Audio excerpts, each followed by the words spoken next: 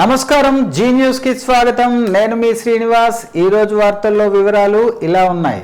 శ్రీకాకుళం జిల్లా ఇచ్చాపురం నియోజకవర్గంలో ఇచ్చాపురం మండలంలో కేంద్ర మంత్రి కింజరాపు రామ్మోహన్ నాయుడు, ఎమ్మెల్యే ప్రభుత్వ విప్ డాక్టర్ బెందాలం అశోక్ మత్స్యకార గ్రామాలలో నూతన వంతెనల నిర్మాణానికి భూమి పూజ చేశారు. మండలంలోని బూర్జపాడు, డొంకూరు గ్రామాల వద్ద ఇతర మత్స్యకార గ్రామాలకు సముద్ర తీరానికి అనుసంధానంగా నిలిచే 2 వంతెనలను నిర్మించనున్నారు. 6,30,00,000 రూపాయలతో ఒక వంతెన, 10 కోట్ల రూపాయలతో మరే వంతెన నిర్మించేందుకు శంకుస్థాపన చేశారు. ఈ సందర్భంగా నిర్వహించిన సమావేశంలో కేంద్ర మంత్రి కింజరాపు రామ్మోహన్ నాయుడు మాట్లాడుతూ, తెలుగుదేశం ఆది నుంచి మత్స్యకారుల సంక్షేమానికి పనిచేస్తుందని అన్నారు. మత్స్యకారుల సౌకర్యార్థం తీర ప్రాంతాలను, బీచ్లను అభివృద్ధి చేసి సోలార్ ప్యానెల్ లైటింగ్ ఏర్పాటు చేసేందుకు మత్స్య సాగరమాల కార్యక్రమాన్ని నిర్వహిస్తున్నామని పేర్కొన్నారు. జిల్లాలోని 110 మత్స్యకార గ్రామాల వద్ద మత్స్య సాగరమాల పథకం అమలుకు కేంద్ర ప్రభుత్వం 4 కోట్ల రూపాయల నిధులు కూడా విడుదల చేసిందని తెలిపారు. మత్స్యకారులకు అండగా నిలిచేందుకు అన్ని కార్యక్రమాలను చేపడతామని, కూటమి ప్రభుత్వం అందిస్తున్న సంక్షేమ పథకాలను వివరించారు. విదేశాల్లో చిక్కుకున్న తమ కుటుంబ సభ్యులను దేశానికి రప్పించాలని పలువురు కేంద్ర మంత్రికి విన్నవించారు. వీడియో కాల్ ద్వారా విదేశాల్లో చిక్కుకున్న వారితో కేంద్ర మంత్రి మాట్లాడారు. వారిని రప్పించేందుకు తీసుకొస్తున్న ప్రయత్నాలను వారికి వివరించారు. వారిని వెనక్కి రప్పించేందుకు అన్ని విధాలా కృషి చేస్తానని ఆయా కుటుంబాలకు హామీ ఇచ్చారు. శంకుస్థాపన సందర్భంగా మత్స్యకార గ్రామాల ప్రజలు వారిని ఘనంగా స్వాగతించారు. పూలమాలలు వేసి పూలు జల్లి తమ అభిమానాన్ని చాటుకున్నారు. ఈ కార్యక్రమంలో ఎమ్మెల్సీ నర్తు రామారావు, జనసేన ఇన్ఛార్జ్ రాజు, బీజేపీ నేతలు పాల్గొన్నారు. చంద్రబాబు నాయుడు గారి తాలూకు ఆశీస్సులతో కేంద్రంలో కేంద్ర మంత్రిగా చిన్న వయసులో అయ్యే అవకాశం ఈ రోజు నాకు దక్కింది. అలాగే మూడోసారి ఎమ్మెల్యేగా మన అశోక్ బాబు గారు అయిన తర్వాత రాష్ట్రంలో విప్పుగా ఆయన కూడా ఒక మంచి అవకాశం వచ్చింది. మరి మాకున్నటువంటి స్థానాలు ఏవైతే ఉన్నాయో అది తిరిగి ప్రజలకి మంచి చేయడానికి ఉపయోగించాలని మా వంతుగా మొట్టమొదటి రోజు నుంచి ప్రభుత్వం వచ్చి నుంచి మేము కృషి చేస్తున్నాం. మా అదృష్టం కూడా అనుకోవాలి. ఎప్పుడో మన టైంలోనే శాంక్షన్ అయినటువంటి బ్రిడ్జ్లు గత 5 సంవత్సరాలు ప్రభుత్వానికి అవకాశం ఉన్నా ఎక్కడ కూడా ఒక శంకుస్థాపన గాని, ఒక రాయి గాని, సిమెంట్ కూడా ఎక్కడ కూడా వేయలేదు. కానీ దానికి మళ్ళీ ఈ రోజు శంకుస్థాపన చేస్తూ మన పక్కనే ఉన్నటువంటి ఇక్కడ కనెక్షన్ బ్రిడ్జ్ ఏదైతే ఉందో దానికి 10,53,00,000 రూపాయలు ఖర్చు పెట్టి ఒక బ్రహ్మాండమైనటువంటి బ్రిడ్జ్ ఇక్కడ వేస్తున్నాం. అలాగే మనకు ఉన్నటువంటి ఇంకొక బ్రిడ్జ్ ముందుకు వెళ్తే అది సుమారు 6,30,00,000 రూపాయలు పెట్టి అది కూడా ఒక బ్రహ్మాండమైన బ్రిడ్జ్ మనం ఏర్పాటు చేస్తున్నాం. అంటే డొంకూరు గ్రామం కానీ, పిఎల్పురం వరకు ఎవరైతే ఉంటున్నారో రేపు భవిష్యత్తులో ఇక్కడ ఉన్నటువంటి మనకి ఇక్కడ నీరు ఉప్పొంగినా, సముద్రం ఏదైనా కెరటాలు ఉప్పొంగినా మీకు ఎటువంటి సమస్య లేకుండా మీరు క్షేమంగా మీ ఊరు చేరుకోవడానికి బ్రహ్మాండమైన 2 బ్రిడ్జిలు నిర్మించబోతున్నామని ఈ సమాచారాన్ని అందరికీ కూడా తెలియజేస్తున్నాం.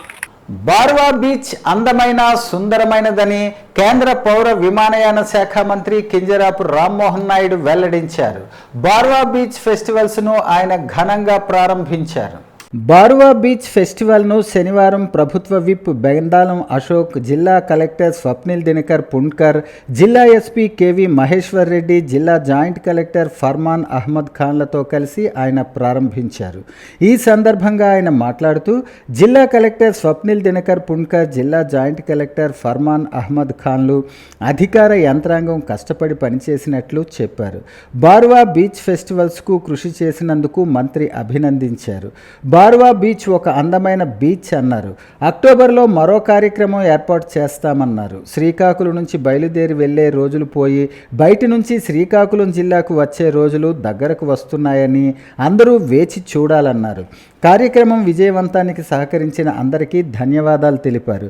బార్వా బీచ్ ఫెస్టివల్స్లో మొదటి రోజు వాటర్ స్పోర్ట్స్లో బాపట్ల, గుంటూరు, ఏలూరు, కర్నూలు, నంద్యాల, ఎన్టీఆర్, తిరుపతి, పశ్చిమ గోదావరి, శ్రీకాకుళం, విజయనగరం, విశాఖపట్నం జిల్లాల నుంచి విచ్చేసిన క్రీడాకారులను కేంద్ర మంత్రికి స్పోర్ట్స్ నిర్వాహకులు బలరాం నాయుడు పరిచయం చేశారు. సీ కయాకింగ్ స్ప్రింట్ ఈవెంట్ పోటీల్లో 200 మీటర్లలో సబ్ జూనియర్ బాలురు, 200 మీటర్లలో జూనియర్ బాలురు, 500 మీటర్లలో సీనియర్ బాయ్స్, బనానా బోట్ పలు సాహస క్రీడలను ఆయన ప్రారంభించారు.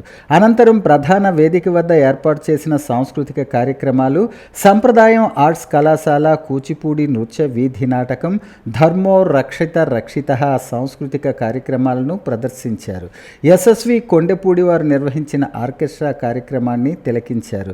ఈ కార్యక్రమంలో ట్రైనీ కలెక్టర్ పృథ్వీరాజ్ కుమార్, ఆర్డీఓలు వెంకటేష్, కె సాయి ప్రత్యూష, కృష్ణమూర్తి, జిల్లా అధికారులు, ప్రజలు పెద్ద ఎత్తున పాల్గొని బార్వా బీచ్ ఫెస్టివల్స్ను తిలకించి ఆస్వాదించారు.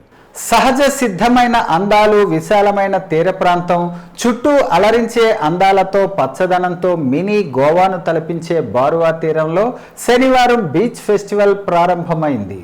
శ్రీకాకుళం జిల్లా కలెక్టర్ స్వప్నిల్ దినకర్ పుణ్కర్ 2 రోజుల పాటు జరిగే ఉత్సవాన్ని ప్రారంభించారు. సందర్శకులు సేద తీరేందుకు వీలుగా హట్స్, సౌర దీపాలు, ఇతర సౌకర్యాలు కల్పించారు. రాష్ట్ర స్థాయి కయాకింగ్ పోటీలు చూపరులను విశేషంగా ఆకట్టుకున్నాయి.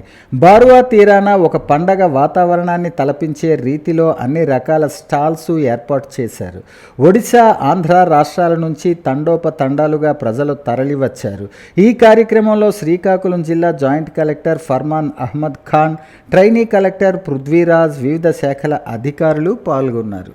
భగీరథ మహర్షి పట్టుదలతో దివి నుంచి భువికి లోక కళ్యాణం కోసం గంగను తెచ్చిన మహానుభావుడని, ఆయన జీవితం అందరికీ స్ఫూర్తిదాయకమని శ్రీకాకుళం జిల్లా రెవెన్యూ అధికారి ఎం వెంకటేశ్వరరావు కొనియాడారు. ఆదివారం భగీరథ మహర్షి జయంతి సందర్భంగా జిల్లా కలెక్టర్ కార్యాలయ సమావేశ మందిరంలో భగీరథ మహర్షి చిత్రపటానికి పూలమాలలు వేసి ఘనంగా నివాళులర్పించారు. ఈ సందర్భంగా ఆయన మాట్లాడుతూ, భగీరథ మహర్షి ఎంతో పట్టుదల కలిగిన వ్యక్తి అని, ఎన్ని అవాంతరాలు ఎదురైనా దివి నుంచి భూమికి గంగను లోక కళ్యాణం కోసం తెచ్చిన మహానుభావుడన్నారు. ఆయన పట్టుదలకు మారుపేరని, అందుకే ఆయన అపర భగీరథుడిగా పేరొందారన్నారు. మరుగున పడిన చరిత్రకారుల జీవితాలను, మహనీయుల గొప్పతనాన్ని వెలికితీసి వారి ఆదర్శ భావాలకు అనుగుణంగా ప్రభుత్వం అధికారికంగా ఇలాంటి కార్యక్రమాలను చేపడుతుందన్నారు. అంతకుముందు జ్యోతి ప్రజ్వలన చేసి కార్యక్రమాన్ని ప్రారంభించారు. ఈ కార్యక్రమంలో జిల్లా బీసీ సంక్షేమ శాఖ అధికారి ఈ అనురాధ, బీసీ సంక్షేమ శాఖ జాతీయ కార్యదర్శి డాక్టర్ బి దేవభూషణ్ రావు, ఉప్పర సంక్షేమ సంఘం జిల్లా అధ్యక్షులు వెంకట రామారావు, సెక్రటరీ గజ్జల మాధవరావు, ఉపాధ్యక్షులు Pindi Ramu, collector AO Suryanarayana, BC welfare అధికారులు, సిబ్బంది పాల్గొన్నారు. ప్రస్తుతం శ్రీకాకుళం జిల్లాలో 44,250 హెక్టార్లలో ఉద్యానవన పంటలు సాగు చేయటం ద్వారా 1,55,147 మెట్రిక్ టన్నుల ఉత్పత్తిని రైతులు సాధిస్తున్నారని ఉద్యానవన శాఖ జాయింట్ డైరెక్టర్ రత్నాల వరప్రసాద్ తెలిపారు. సుదీర్ఘ తీరరేఖ మరియు వివిధ జీవ వైవిధ్య పరిస్థితులు నెలకొని ఉన్న మన జిల్లాకు ఉద్యాన పంటలను ప్రోత్సహించడానికి ఆంధ్రప్రదేశ్ ప్రభుత్వం వివిధ విస్తరణ పథకాలను ప్రోత్సహిస్తుందన్నారు. ఇందుకు గాను 2025-26వ ఆర్థిక సంవత్సరంలో జిల్లాకు 5,678 హెక్టార్లను విస్తరణ పథకానికే భౌతిక లక్ష్యంగా నిర్దేశించటం జరిగిందన్నారు. ఇందుకు గాను 2.62 కోట్ల రూపాయల బడ్జెట్ కేటాయింపు చేశారని, నర్సరీల నుంచి నాణ్యమైన మొక్కల సేకరణ, సాగు పద్ధతులపై శిక్షణ నిర్వహించి ఈ విధులతో రైతులకు ప్రత్యక్ష ఆర్థిక సహాయం అందించనున్నారన్నారు. ముఖ్యంగా ఈ సంవత్సరం నుంచి వచ్చే ప్రోత్సాహకాలను గణనీయంగా పెంచడం ద్వారా రైతులు ఈ పంటలు మరింత ఆకర్షితులవుతారని అధికారులు తెలియజేశారు.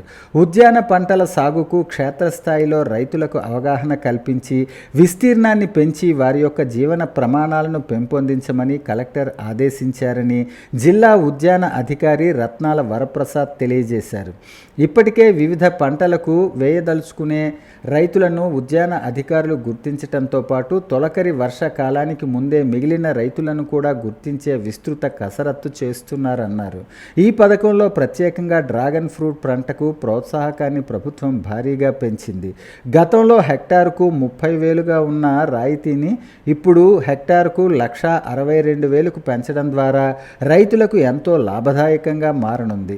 ఈ విధంగా ఉద్యాన శాఖ తీసుకొస్తున్న చర్యలు, ప్రభుత్వం ఇచ్చే రాయితీలు జిల్లాలో ఉద్యాన పంటల విస్తీర్ణాన్ని పెంచటమే కాక రైతుల ఆదాయాన్ని స్థిరంగా పెంచే దిశగా ప్రయోజనకరంగా మారనున్నాయన్నారు. కార్మిక హక్కులు కాలరాసే లేబర్ కోడ్లు రద్దు చేయాలని, కనీస వేతనం 26,000 రూపాయలు ఇవ్వాలని కోరుతూ కేంద్ర బీజేపీ ప్రభుత్వ కార్మిక ప్రజా వ్యతిరేక విధానాలకు వ్యతిరేకంగా కేంద్ర కార్మిక సంఘాలు పిలుపు మేరకు మే 20న అఖిల భారత సమ్మె జయప్రదం చేయాలని కార్మిక ప్రజా సంఘాల నాయకులు పిలుపునిచ్చారు.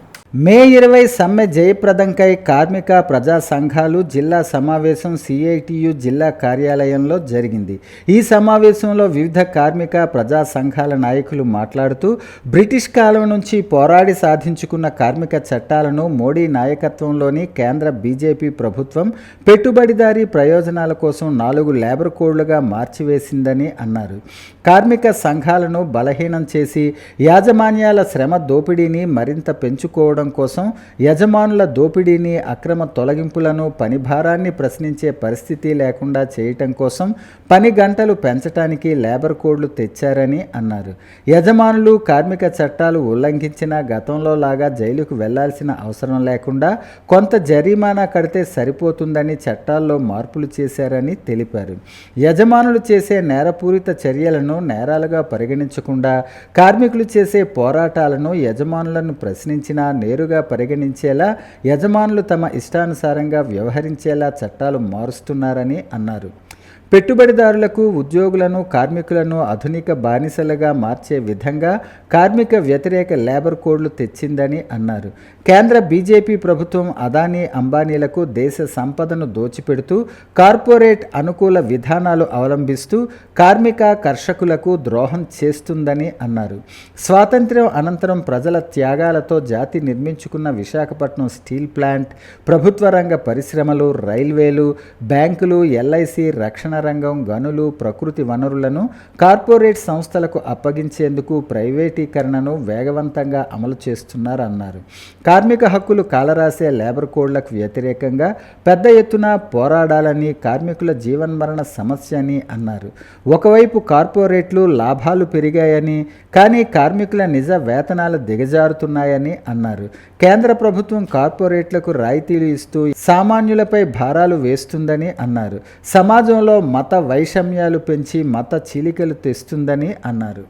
జగత్తును మేలుకొలిపే అరసవల్లి శ్రీ సూర్యనారాయణ స్వామి దేవాలయానికి వైశాఖ మాసం సందర్భంగా భక్తులు పోటెత్తారు. శ్రీ విశ్వావసునామ సంవత్సరం ఉత్తరాయణం వసంత ఋతువు వైశాఖ మాసం శుక్లపక్షం సప్తమి పురస్కరించుకుని స్వామివారికి వేకువ జాము నుంచి అభిషేకాలు, అర్చనలు ప్రధాన అర్చకులు ఇప్పిలి శంకర శర్మ జరిపించారు. వైశాఖ మాసం మొదటి ఆదివారం సందర్భంగా తెలుగు రాష్ట్రాల నుంచే కాకుండా ఇతర రాష్ట్రాల నుంచి కూడా భక్తులు స్వామివారిని దర్శించుకున్నారు.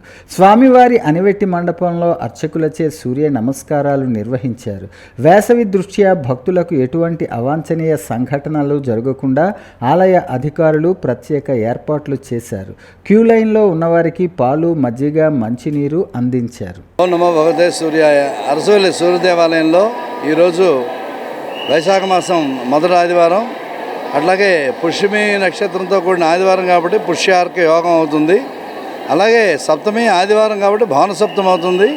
భవనసప్తమి అట్లాగే పుష్యార్క యోగం, అలాగే మొట్టమొదట వైశాఖ మాసంలో ఆదివారం కాబట్టి భక్తజనులందరూ కూడా స్వామివారి ఈ సేవకు వచ్చి స్వామివారి సేవ చేసుకుంటున్నారు.